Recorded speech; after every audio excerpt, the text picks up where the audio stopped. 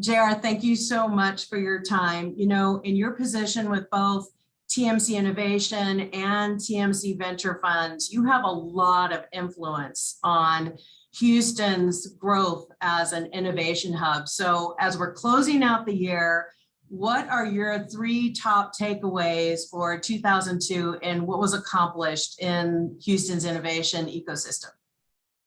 Kelly, it's great to be with you. So thank you for having me.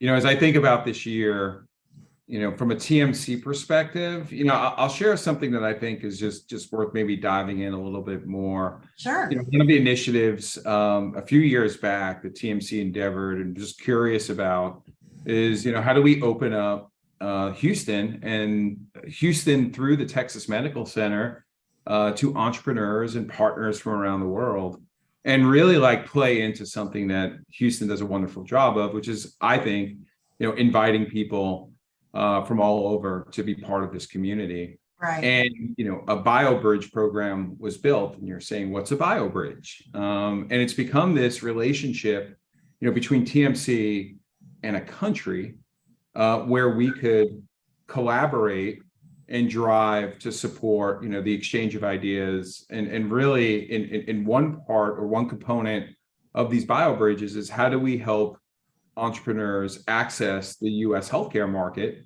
through TMC. One of the really important points, I think, from, you know, just looking out, you know, not only in the present, but to the future, is how we're working globally to bring amazing entrepreneurs, you know, not only into the US market, but doing it through how we partner with them at TMC to drive how you drive better outcomes. The thing I like so much about what you just said too, and in our business, we're always working with clients in how to best articulate what distinguishes them, is that international bridge that you're talking about really is a powerful distinguisher of Houston from other innovation hubs. There's a great framework that I've subscribed to in how I think about things, but it's really like you want folks to make a choice versus a comparison.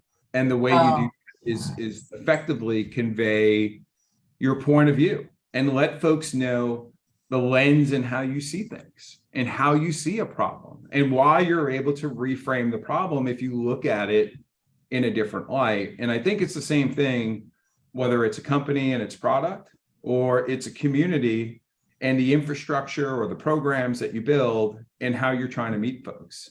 In the remarks that you made at the Texas Life Science Forum, I got the feeling that you see effective communications as critical to a company's success. So what common communication missteps have you seen that have caused or can cause an innovator to lose the support of an investor? As a founder, never start your pitch by telling folks, you know, what you do.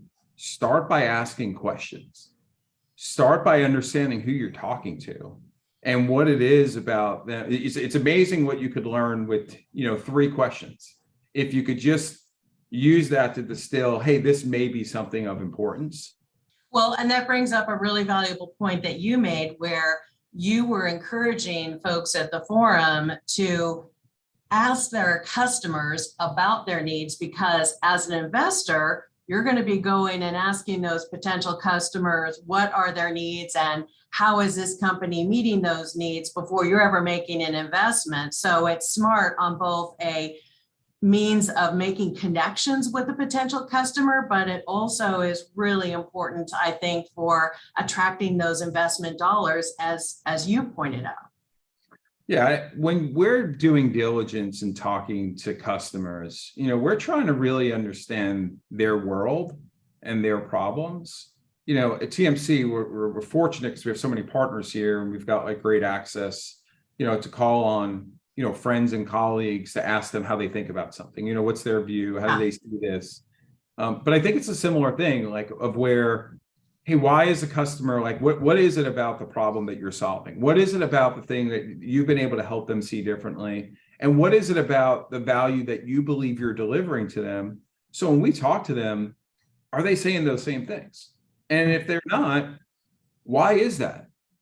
Your point about getting curious is kind of a natural connection for an entrepreneur, because it seems that like they would be inherently curious anyway. So it sounds like you're encouraging them to unleash their natural curiosity on getting to know their different audiences as well.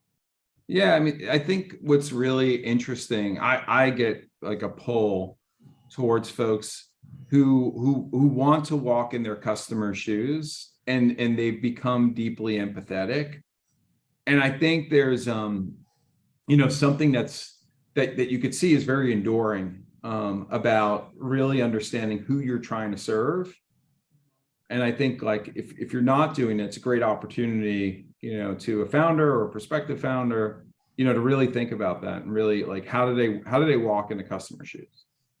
For those people who haven't put communication as a priority, have you seen them also struggle more than maybe others? There's a book I read a few years ago that's had a big influence on me. It's called Play Bigger. It's by Al Ramadan and Chris Lockhead. And it's really about like category creation and category design. And I think like one of the ahas in going through that framework is realizing that, building a category isn't marketing, it's your strategy. The ability to reframe the problem, the ability to call it something, the ability to effectively communicate your point of view is really more of a strategic piece versus a tactic for marketing. So, we spend a lot of time working with our founders to help them think about like that core foundation and like how to apply it. So that way you've got the tools to talk about the way you see the world and how you recast the problem. And then you're inviting folks to see that problem through that lens, where chances are you live that problem. What's been interesting in some conversations is how some people translate or define, let's say, communications as like a graphic artist, like having a logo, having a graph or something like that. And your point about it being a strategy is really important. It's not, people always want to jump to the tactics because that's kind of the touch, feel, see, tangibles. But there is that why that you have to swim upstream to provide any insurance of positive outcome. Kelly, another way, like, when we do think about tactics, something we think about also is founders are building a movement and they're trying to catalyze folks to care and to be part of it and to invite them to do so. So another thing that we encourage founders to do is think about how they're communicating, not just like the things that you think your audience wants to hear, but the things that are more provocative and interesting, which is, what are you learning? And how did you learn that? And what is that informing about what you're going to do next? And we think that that's a natural way to invite folks to participate. Well, to your point that it is a movement is absolutely true. And your enthusiasm for that movement is contagious. So we've got a really strong person there at the helm with many others that are moving Houston forward. And I thank you again so much for your time. And I can't wait to see what you are able to accomplish in 2023. Hey, we've got a lot to do. Everybody does. So thank you for having me.